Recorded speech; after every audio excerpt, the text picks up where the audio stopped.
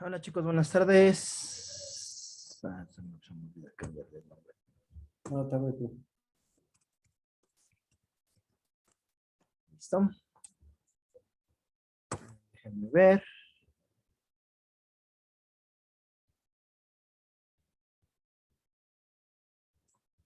¿Qué pasa acá? Acá.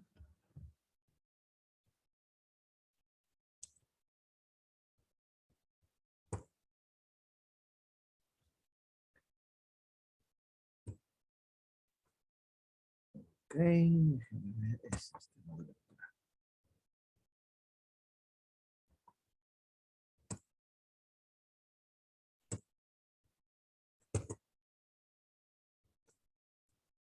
¿Sale? Muy bien chicos, ya estamos listos, puestos y dispuestos para seguir acá, ¿no?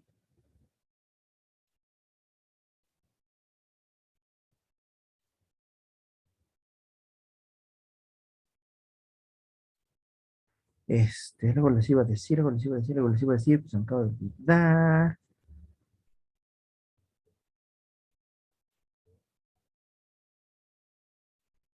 No me acuerdo, pero después, cuando me acuerde les comento, va.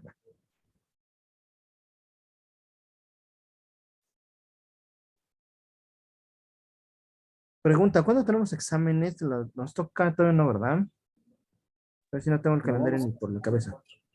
¿Dónde? vamos en la semana 4, me parece que son en la semana séptima. Ah, entonces faltan 3 semanas, me tengo que echar velocidad. Bueno, pasamos entonces ya a lo que nos truje, gracias, Abraham. Este, habría, lo que intentamos hacer es espérame un tantito, ya está. Listo. Vamos a empezar precisamente con el tema número 2 de nuestro temario. Hay que darle velocidad porque después siguen las leyes. Sí, en este caso vamos a checar lo que son las finanzas públicas. ¿Sí? Ah, ¿qué pasa con las finanzas públicas? Que es la segunda o la otra parte de lo que es el derecho económico. ¿Sí? Sale nada más para retomar, como siempre, recuerden que en este caso el derecho económico se entiende en su doble vertiente, tanto particular como gubernamental o estatal. ¿Sí? La política fiscal, y aquí tenemos una definición de la misma, es precisamente la gestión de los recursos que tiene el Estado, ¿sí? Y cómo los va administrando, que es algo que ya hemos venido platicando anteriormente, ¿sale? Porque técnicamente recordemos recordar que los estados se deben de manejar siempre de tal manera que no excedan de sus gastos. ¿Sí? Sin embargo, la política fiscal es un mecanismo de control que tienen los gobiernos sobre la economía de los particulares. ¿Sale? ¿Por qué?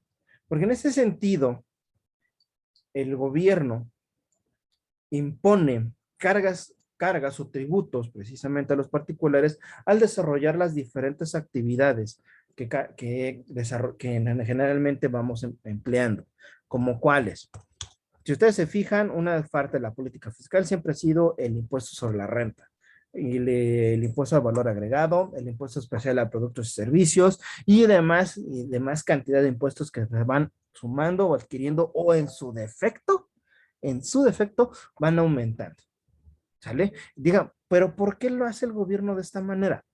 Precisamente para qué, para poderse allegar de recursos. Recordemos que la parte tributaria es o representa en México entre el 30, no es cierto, ya representa el 40 al 45% del ingreso del Estado. Anteriormente, los ingresos del Estado provenían del petróleo. Sin embargo, ya no somos un país totalmente petrolero como nosotros creíamos anteriormente, y los ingresos derivados por los carburos, ¿sí? Han disminuido. ¿Vale? Entonces, ¿mande? Ahí es donde tenemos precisamente este tipo de situaciones. ¿Vale? Ay, sí, pues no le avisé a Carmen que no iba a ir. Bueno, seguimos entonces. Entonces, esa es la situación acá, ¿no? Pero bueno, ¿qué otra cosa debemos entender? Dentro de todo esto que hace el Estado de imponernos sanciones, de imponernos impuestos o contribuciones, también es una forma de buscar la manera o de crear la manera que todas las personas se encuentren en una igualdad tributaria, ¿sí? ¿Qué es esto? Ya sé que se escucha súper trilladísimo, que es casi casi un spot publicitario de todos los gobiernos y que al final del día nada más es pura mentira. ¿Sí? ¿Por qué? Técnicamente las cargas tributarias deben ir siempre o deben corresponder siempre a los ingresos de cada uno de los contribuyentes, ¿sí? Digo, y reitero, ya sé que parece spot publicitario, pero no. Sí, para eso también funciona la política fiscal, ¿sí? ¿Por qué? Si ustedes se fijan, después del punto, dice, está en manos del gobierno del país, no sé qué, quien controla los niveles de gasto e ingresos mediante variables como los impuestos y el gasto público para mantener un nivel de estabilidad en los países. Ese es el nivel de estabilidad, esa es la estabilidad que se busca, que todos estén en ese mismo plano. Si tú ganas más, pagas más, tú ganas poco, pagas poco. ¿Sí? Teóricamente para eso es esa estabilidad, es esa, tratar de romper la barrera de las diferencias de las diferencias de las clases sociales. Teóricamente para eso es. Sin embargo, esto no sucede. ¿Vale? Ahora, ya no voy a meterme en el spot publicitario, voy con el siguiente punto. Teóricamente con esa o bajo esa temática de buscar la estabilidad, también el gobierno debe de evitar gastos innecesarios. A mí ya los habían platicado, ¿sí? Entonces, teóricamente, para todo eso funciona la política fiscal. O sea, no nada más es, o la política fiscal hace referencia a la forma de imposición de contribuciones a diferentes objetos o diferentes actividades. No, también hace referencia a la forma en que en que debe de gastar ese ingreso que entra a través de la contribución. ¿Sí? Pues, cambio. ¿Cuál es el objeto precisamente de la política fiscal? En un primer momento, ¿sí? Es la capitalización del gobierno para que éste pueda desarrollar sus actividades. ¿Vale? Todos los gobiernos siempre deben de tener una capitalización presupuestada, una capitalización que les permita desarrollar o plantear sus actividades. La política fiscal les ayuda precisamente a eso, porque con ello pueden realizar la proyección de ingresos. El mejor ejemplo que tenemos, se los comenté incluso en sesiones anteriores, es la ley de ingresos del Estado, ya sea del Estado de Puebla o de la Federación. Sí, esa es la presupuestación. ¿Vale? Eso sería, por ejemplo, a corto plazo. A largo plazo, teóricamente, la política fiscal también lo que busca es impulsar o desarrollar la estabilidad económica del país. ¿Esto qué quiere decir? Que nosotros podamos aumentar nuestra calidad de vida a través de la diferente inversión que hace el Estado en el corto plazo. Por ejemplo, si hoy construyo una escuela, mañana esa escuela debe de tener un nivel educativo y pasado mañana ese nivel educativo debe de subir y así sucesivamente hasta que alcance, ¿sí?, un nivel o un estatus adecuado para poder mantener ese nivel educativo, ¿sí? O inclusive superarlo y producir gente que pueda ser competitiva en el mercado laboral, ¿no? Teóricamente eso es a largo plazo, o sea, no estamos hablando de que sea en 2, 3 años, sino eso se hace en 4, 5, 6, 7 años, ¿sí? Inclusive hasta en más tiempo, hasta 20 años, ¿vale? Otra forma precisamente es comunicaciones, vías de comunicación. ¿Por qué creen que de repente hay un montón de carreteras que luego nosotros ni conocemos? ¿No? Precisamente por eso, porque eso es inversión en infraestructura. ¿Sabes qué? Desarrollar una carretera que a corto plazos, por ejemplo, entre Puebla y Quintana Roo, ¿no? Una carretera que cruce todo así de manera recta, todos los estados de manera recta, sin detenerte, ¿no? Y en lugar de hacerte, por ejemplo, ¿cuántas horas harán? Si no me hagan mucho caso, eran como 12 horas de aquí a Quintana Roo, que pudieran hacerse 6 horas. Eso estaría muy bien, ¿vale? Entonces, eso es también lo que se busca precisamente con esta inversión, las inversiones a largo plazo. ¿Cuál es la circunstancia o cuáles son los verdaderos problemas de esto? Que la política fiscal mexicana no está encaminada a eso. Está encaminada única y exclusivamente a corto plazo. ¿Sí? No está encaminada a largo plazo, está encaminada a corto plazo. Solamente a, como decimos coloquialmente, sacar el problema. Nada más. Profe, Dime. aunque existen indicadores de medición que fomentan ese tipo de cultura de a corto, mediano plazo y a largo, por Mm, medio del INEGI. Ajá.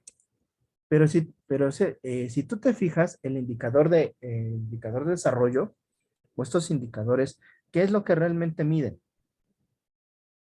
Y ahí es donde vas a tener la respuesta. Ellos no miden precisamente, o si te has fijado, no miden el progreso, no hacen una comparativa entre el año cero, por decirlo de alguna forma, y el año 5, ¿vale? Vamos a imaginar que hoy es el año cero y en 5 años tienen que volver a hacer la medición para saber entonces si avanzamos o no avanzamos. O sea, no hay una cuestión a largo plazo, ¿vale? ¿Por qué? Porque precisamente eso es lo que manipulan. Porque si fuera realmente a largo plazo, decir, vamos a desarrollar o vamos a desarrollar a cuestiones a largo plazo, teóricamente, el país tendría que estar mucho mejor, ¿vale? O sea, no tendríamos el por qué, en lugar de ir perdiendo poder adquisitivo en la moneda, porque eso es lo que sucede cada año, o sea, en lugar de que el peso vaya ganando terreno, lo va perdiendo, ¿sí? Claro, no estamos tan amolados como otros países, pero sí sobre nosotros, o a comparación de todos, sí estamos muy, muy mal, ¿no? Pero en cuestión es esa, o sea, teóricamente tiene que existir ese medidor y tiene que ser real. No hay, he hecho inclusive, métete a la página del INEGI, no, al día de hoy, no hay un indicador de crecimiento económico real. Creo que el último que tienen es el 2020, 2019-2020. No tienen el 2020-2021. Todavía no lo tienen, o no lo han publicado, o no, o ya lo hicieron y no lo quisieron publicar, no lo sé. Pero no está todavía en 2019-2020, falta 2020-2021 y precisamente el que va a pasar en este año, porque estamos cursando el 22 para hacer la comparativa, ¿no? ¿Pero qué crees que no lo sacan? Porque todo el mundo sabe que pues, no hay, o sea, no hay de dónde, ¿vale? Entonces, esas son las cuestiones, ¿sí? Si te fijas, el INEGI está centrado en otras cosas, ¿sí? Sobre todo en cuestiones ahorita demográficas, porque ya se dieron cuenta que ya empezamos a tener más problemas en exceso de población, ¿sí? Entonces, ahí es donde viene este tipo de cuestiones. Pero bueno, son cuestiones que teóricamente la política fiscal, es decir, el comportamiento del Estado para hacerse los ingresos y cómo gastar esos ingresos, tanto para cubrir lo primero, como lo intermedio, como lo último, ¿sí? No se han visto reflejados, ¿vale? Bueno,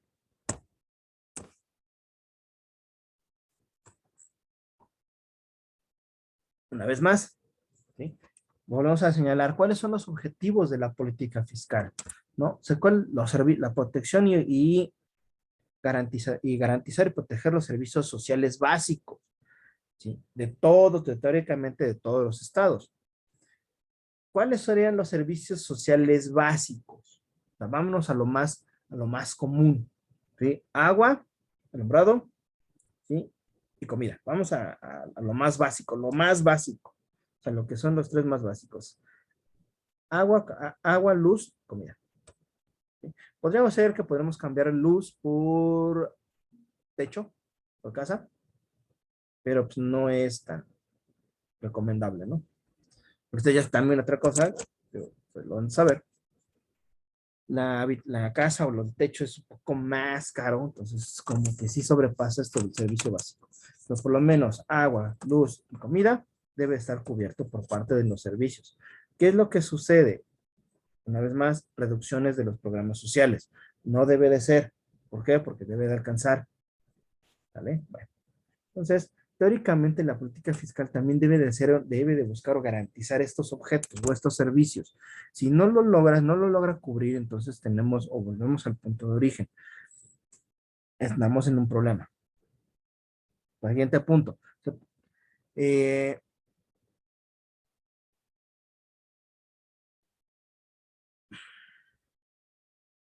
no me gusta también, no me gusta tampoco entrar en el tema, porque el estado de bienestar,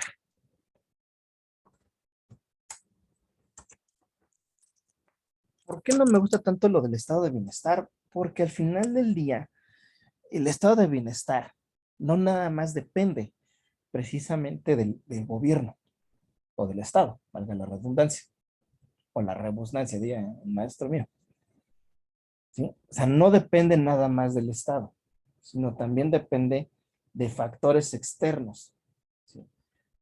Tales como importación, exportación, comercio interno, comercio externo, relaciones internacionales, obligaciones internacionales, ¿sí? Y me está faltando uno.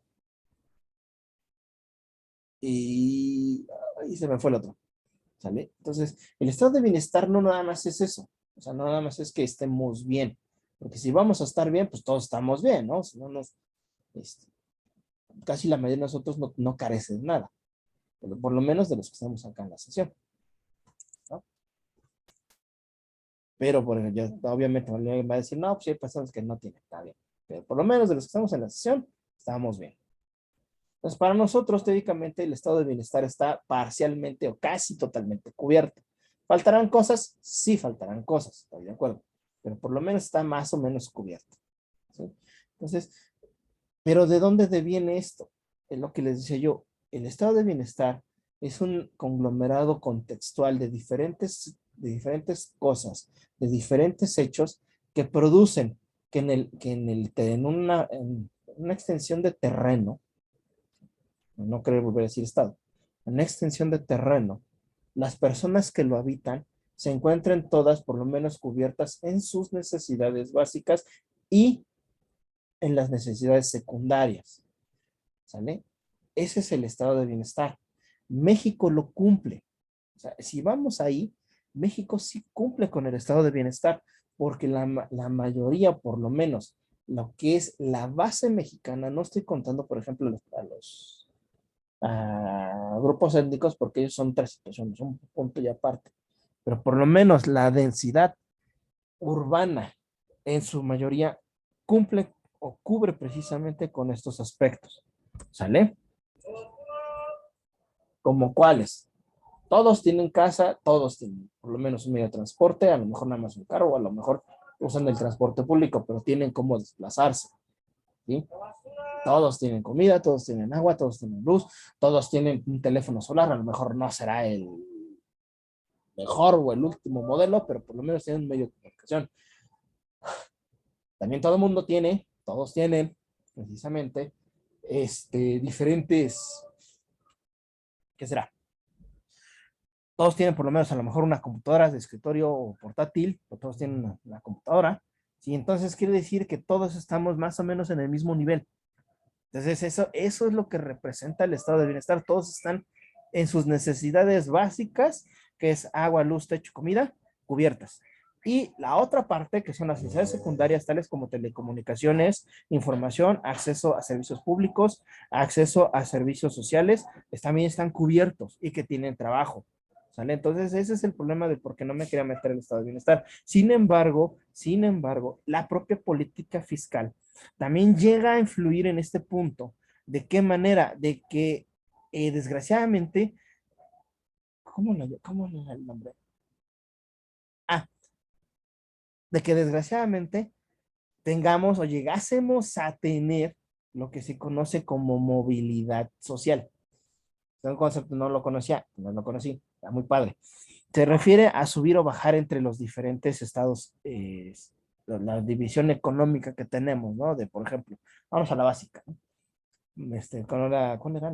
Era pobre, eh, medianamente, clase media y clase alta, ¿no? O sea, eso es la movilidad social, el subir o bajar de alguna de esas, ¿sí? Todo eso, ya está. Pero desgraciadamente la mayoría de México, o sea, México urbano, no México rural, tiene o cumple con el bienestar, ¿sí? Entonces, no me meto tanto en ese punto. Otra cosa que sí, y sí tiene razón, y lo vamos a ver más adelante, también tiene un efecto de control económico. ¿Sí? ¿Cómo? Entonces, seguramente se van a decir, bueno, pero ¿cómo es que tiene un efecto de control económico? Todas las importaciones que no estén sujetas a algún tratado internacional se encuentran restringidas. ¿De qué manera? Precisamente a través de los aranceles y de otros medios de protección de importación. ¿Sale?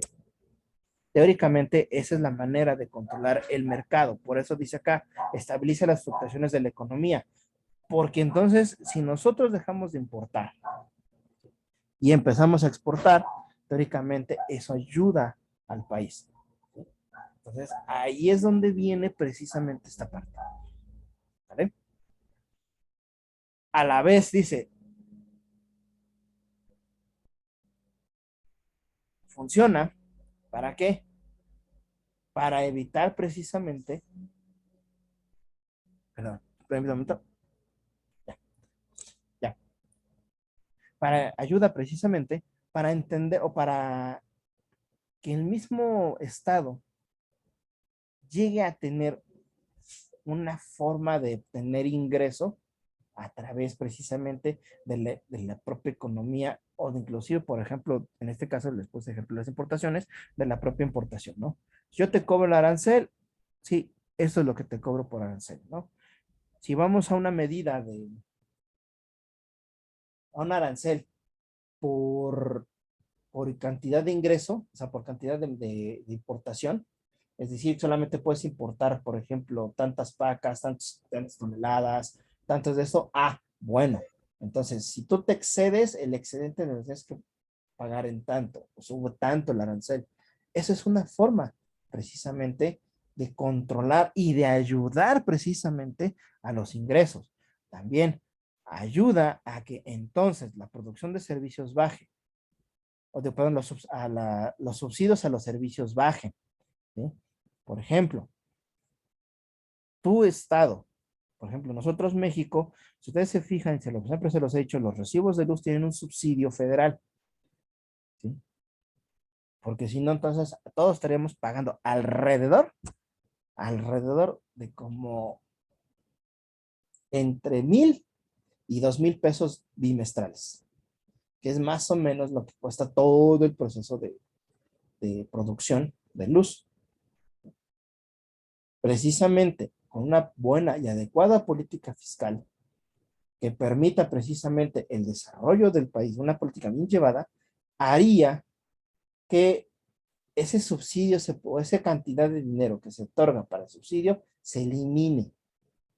¿Por qué? Porque todos tienen la condición para pagar una producción privada de luz. Por eso es el subsidio. Recordemos que CFE no pertenece a México, pertenece a una empresa que no me acuerdo si es irlandesa o de dónde era, pero no pertenece ya a México desde hace muchos años, por eso se paga el subsidio. ¿Sí?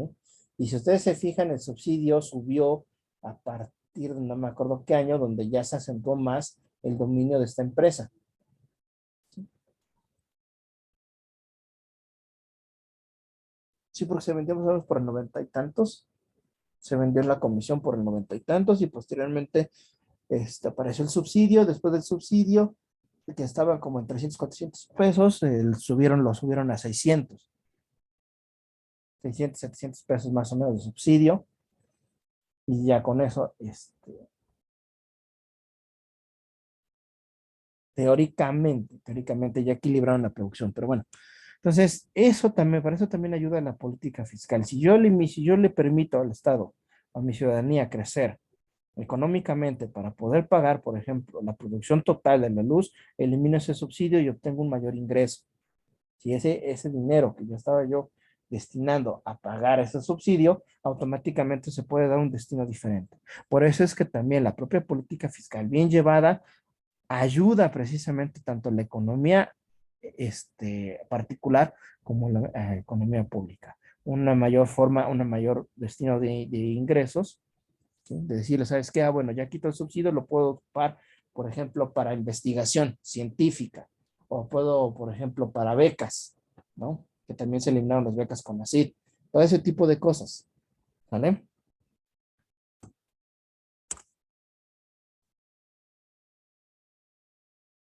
Aquí nada más les ponemos, son algunos conceptos que venían en la diapositiva anterior, ¿sí? ¿Qué es la demanda agregada? Es la definición dice que es el total de bienes y servicios demandados por un país, ¿no? A un determinado nivel de precio en un determinado periodo de tiempo. Es decir, nosotros cuánto necesitamos, por ejemplo, déjenme pensar. Vamos a imaginar de, ¿cómo se llama esta cosa? Tomate cherry, o cherry, tomate chiquitos. ¿Cuánto importamos? ¿Cuánta importación de ese tomate hacemos al año? Entonces, con base en eso, ¿sí? En esa, que no es, por ejemplo, México no es un productor de tomate cherry, importamos y entonces esa importación, ese bien que entra al territorio mexicano se vuelve una demanda agregada. ¿Por qué? Porque no es un servicio propio del Estado mexicano o no es un producto propio de la economía mexicana. Es un producto que es totalmente externo, ¿sí? Pero que se toma en cuenta para saber cuáles son entonces los bienes y servicios que consume un país, ¿sí? Por eso es una demanda agregada, porque al final del día nosotros clamamos, o no, lo que generalmente se pide son los servicios que proporciona el Estado. Esa es la demanda tradicional. Sin embargo, todas aquellas cosas que están fuera totalmente de los servicios que proporciona el Estado son la demanda agregada. Siguiente, en el caso del déficit, ¿sí? Es precisamente lo que entra con lo que sale, ¿sí? Cuando sale más de lo que entra, entonces ahí ya estás en déficit. Eso todo el mundo lo conoce, porque siempre nos pasa, no, ya no me alcanza para eso, ching, ya me quedé sin dinero, ¿sí? Cosas así, normal, tradicional, siempre pasa, siempre alguna matemática sale mal o algún numerito se nos atraviesa o algún imprevisto, ¿no? Pero bueno, eso es normal. Siempre va a haber déficit o siempre en algún punto de la vida tiene que haber un déficit, que no debe de ser eterno, ¿sí? Siempre debe de haber siempre un superávit, pero para ello, precisamente, la política fiscal tiene que ser la adecuada para que entonces el déficit solo sea por un mal manejo de dinero, ¿sí? Así debe de ser. Ahora, viene el concepto contrario, que es el superávit, ¿sí? En este caso lo maneja como superávit público, pero bueno, el superávit es precisamente cuando el ingreso supera los gastos, o sea, la inversa, ¿sí? Cuando eso sucede, entonces estás hablando de que tienes un superávit, ¿sí? Que es cuando realizas precisamente o tu ingreso cubre todos esos gastos. Y entonces hay un remanente. Este remanente es el que se queda precisamente o que se suma al siguiente ingreso, ¿sí? Así debe de ser. ¿Qué es lo que sucede? En el caso del superávit público, su nombre lo dice bien la definición que les coloqué, dice que cuando el gasto, ¿sí? No supera o es menor del ingreso, ¿sí? En un lapso de tiempo determinado, ¿vale? ¿Esto qué ayuda? Precisamente cuando hay este remanente, teóricamente a ti te permite cubrir deudas o posibles deudas que hayas contraído por el déficit que existente en su momento, ¿sale? Teóricamente así debe de ser. Todos los países, en teoría, deberían tener superávit. ¿Por qué? Porque no se debe de gastar más.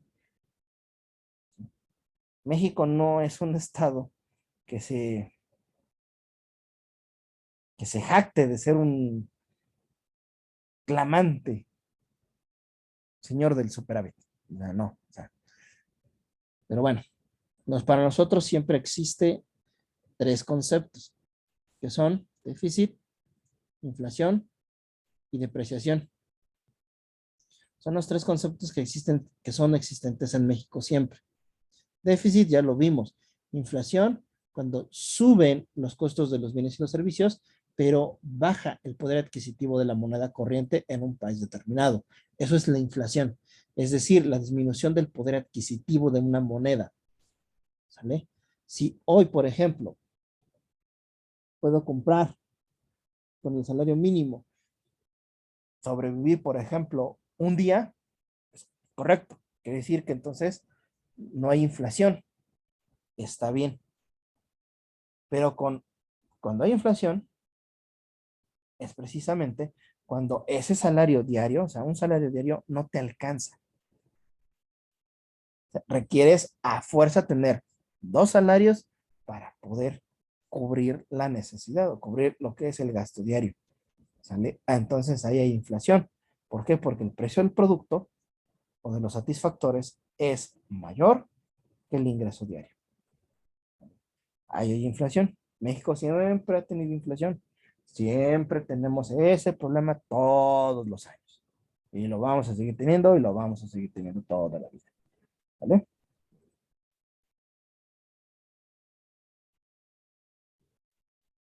Luego, y depreciación, la devaluación de los objetos. ¿Sí? Teóricamente, solamente los únicos objetos que se devalúan o que se deprecian son los bienes muebles en México. ¿Sí? Teóricamente, eso se debe a la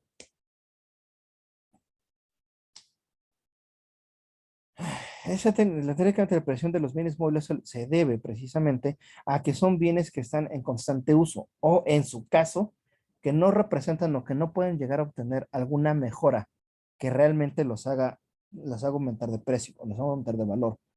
¿Sí? ¿Por qué sí suben de precio los bienes muebles? Porque al final del día ahí pueden existir mejoras que sí pueden darle un mayor beneficio, una mayor rentabilidad y que la mayoría de la gente necesita y que no todos tienen acceso. Por eso es que son tan valiosos los bienes inmuebles o por eso son los que menos se devalúan. En lugar de que con cada año una casa se devalúe, bueno, sí se puede llegar a devaluar, pero por las condiciones mismas, pero la mayoría de las casas no se devalúan, al contrario, suben de valor. Profe, Dime, hijo. otro punto que quisiera resaltar es que en los bienes inmuebles Ujú. o en las casas, veía yo que su durabilidad es hasta por 65 años. 65 años, bueno, eso no está en el rango, ¿no? Teóricamente las casas están hechas para, como todo, ¿no? Un periodo de vida. 65 años una casa, pues está bien. Pero aquí la cuestión es 65 años dependiendo de cómo la mantengas. ¿Sale? Ahí es donde viene un tercer tema. O sea, ¿cómo mantengo yo la casa? Si la casa la mantengo siempre en buenas condiciones, con mantenimiento, puede durar, y eso yo se lo pregunté a un arquitecto, puede durar hasta 120 años, ¿sí? En buenas condiciones. Es decir, toda la estructura, toda la cuestión interna, cableado, tuberías, todo bien hecho, puede llegar a durar hasta 120 años. Y eso sí me lo dijo un arquitecto, ¿eh? Y si los quieren, después lo traigo para que les explique, para que nos explique esto. Pero sí, básicamente una casa está hecha para solo 65 años. ¿Sale? Obviamente también el tiempo se reduce cuando no se le da el mantenimiento adecuado o idóneo al bien inmueble. ¿Sale? Pero sí, así es correcto, Abraham. Muchas gracias. Andamos otra anotación más. Antes era Denny, ahora es Abraham.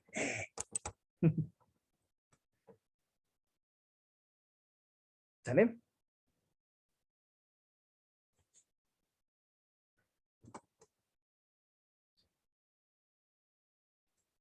Vamos a ver primero ya lo que se conocen como los tipos de política fiscal, pero antes vamos a ver un fenómeno que teóricamente teóricamente debe de suceder. Digo, todo es, como diría una sabia frase, el mundo según Wayne, ¿no?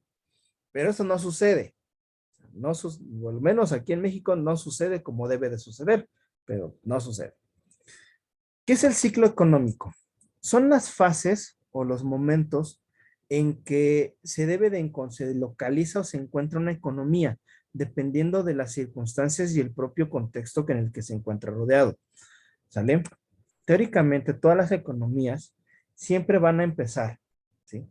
Desde el punto cero, que viene a decir que puede ser o crisis o puede ser una recesión económica, ¿sí? Teóricamente. ¿Por qué? Aunque muchos autores consideran que el punto cero es la recesión.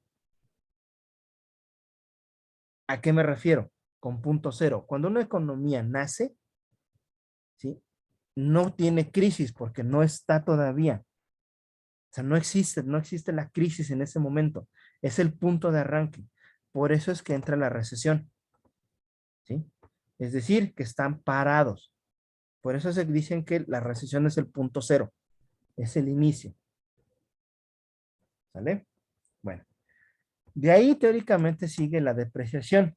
Cuando una economía es naciente, existe la depreciación, pero no entendida como nosotros la comprendemos actualmente.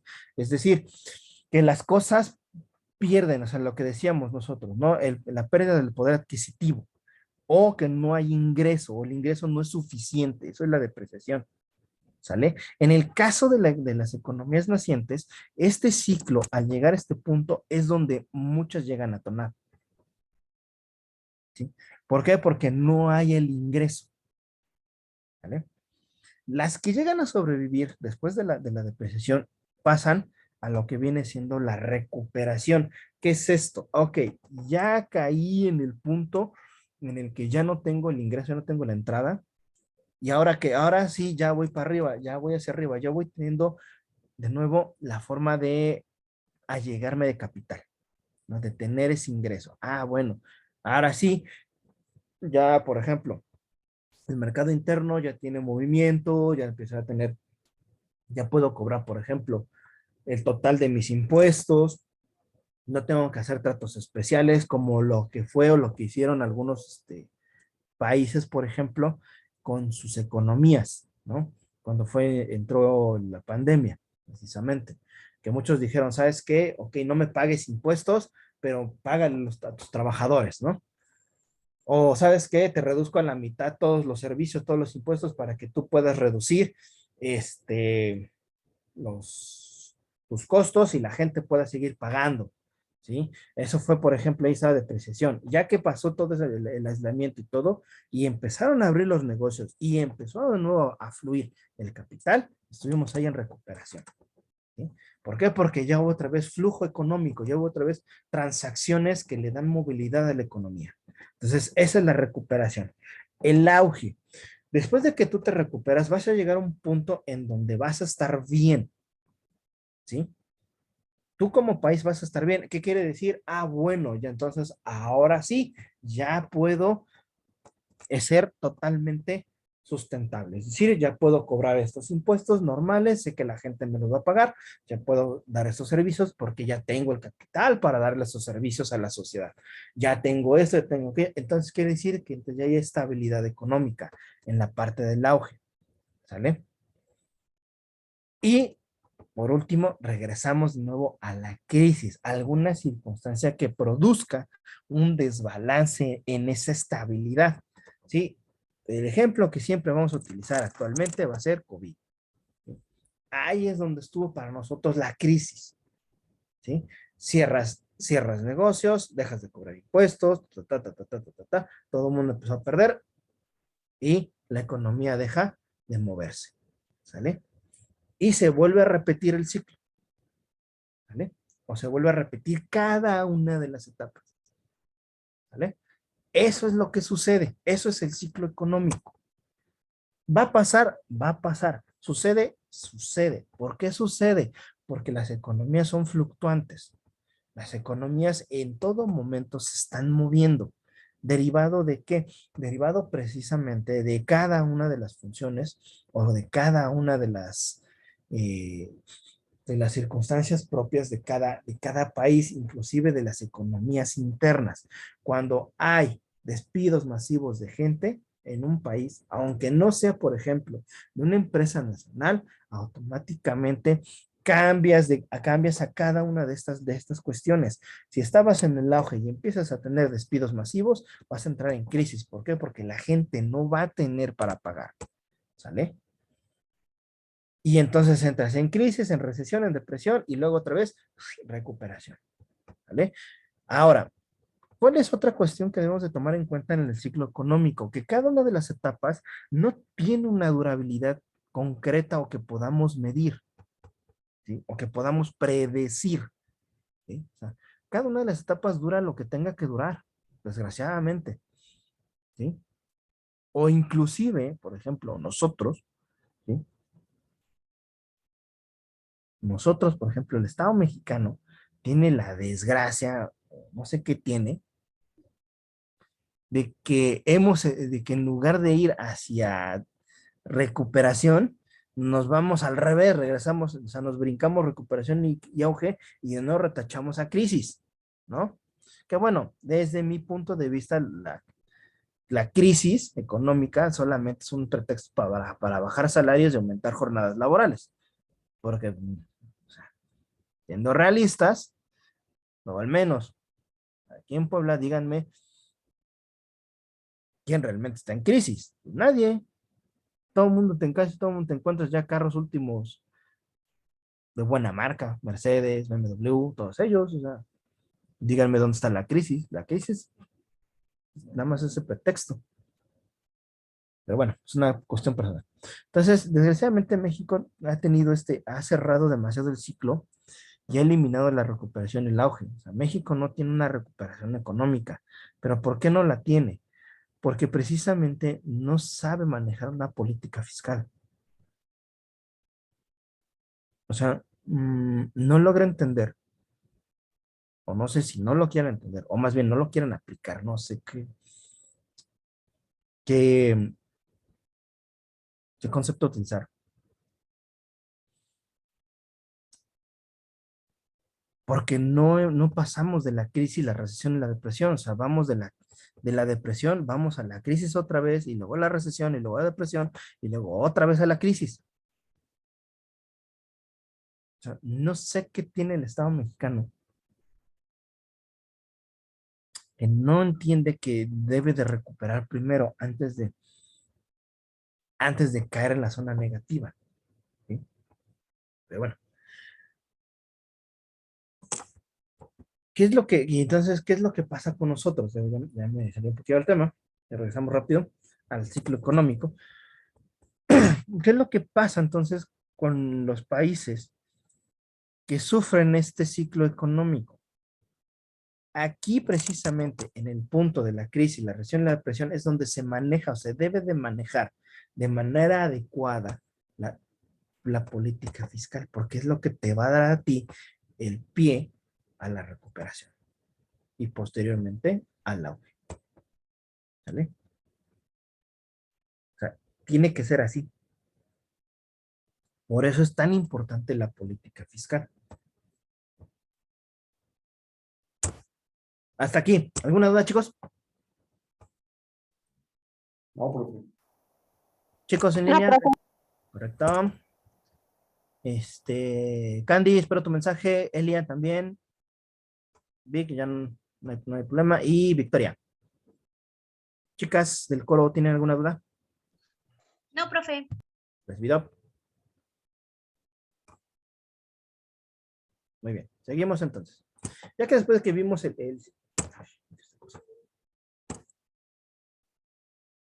recibido, Candy. Gracias, hija.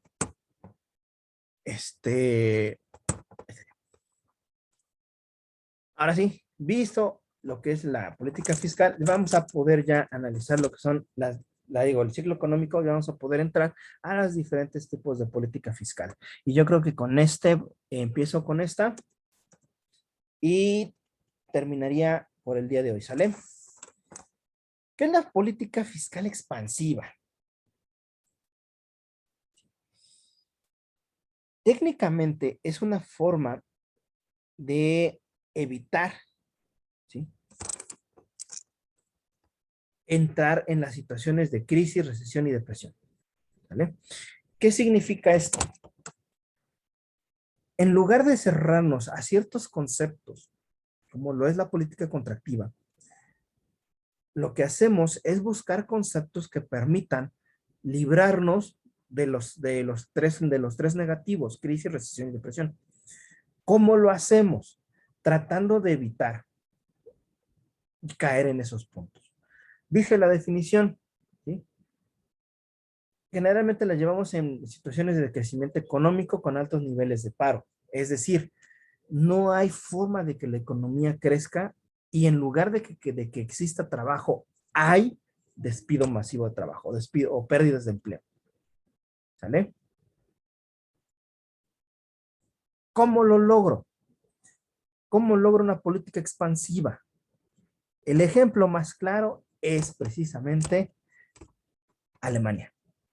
Después de la Segunda Guerra Mundial, se cerró, creció internamente y ahí fue donde aplicó una política expansiva. Es decir, ahí lo que él hizo fue, bueno, me cierro. ¿Por qué? Porque no puedo, no lo voy a lograr.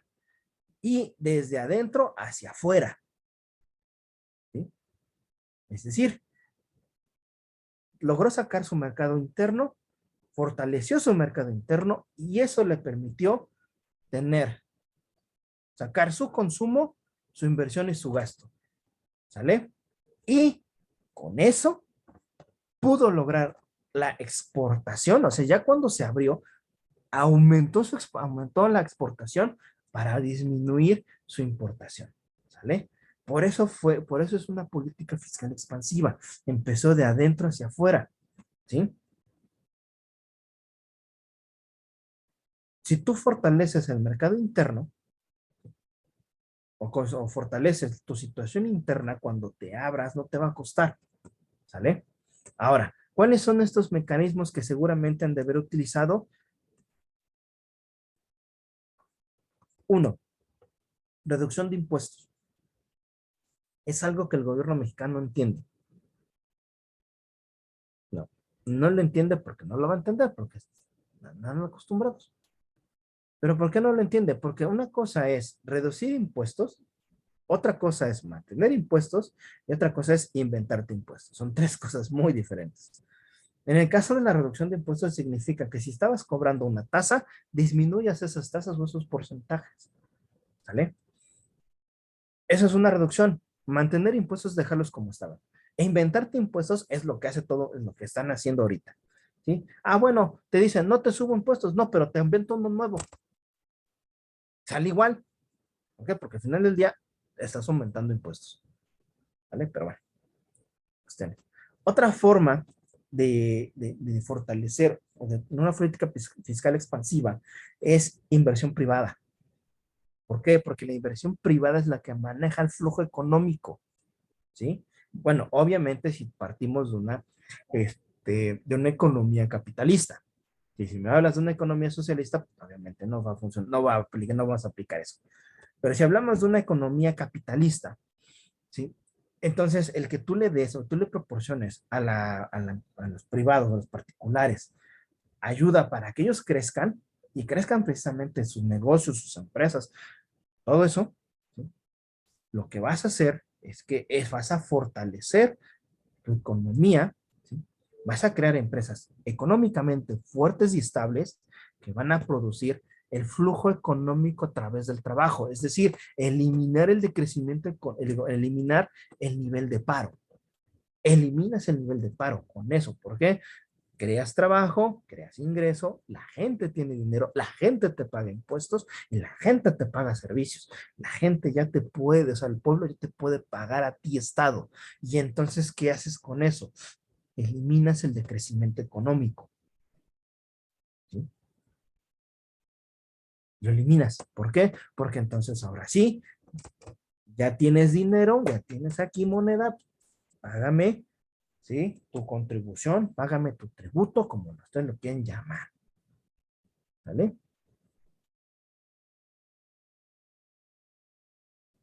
Y por último, incentivos fiscales para estimular la demanda de los no residentes. ¿Quiénes son los no residentes? Los extranjeros. No el extranjero, sí, que no esté o que esté de paso en el territorio nacional. ¿Vale? Por ejemplo, los países que son islas, obviamente su incentivo fiscal es, ven, ¿quieres venir a mi país a turistear? Vente. Te quito, por ejemplo, no sé. Te quito, por ejemplo, ¿quieres venir aquí al país a turistear? Ah, bueno, vente. Te quito, por ejemplo, ya no necesitas pasaporte, ya nada más con visa o un permiso de entrada.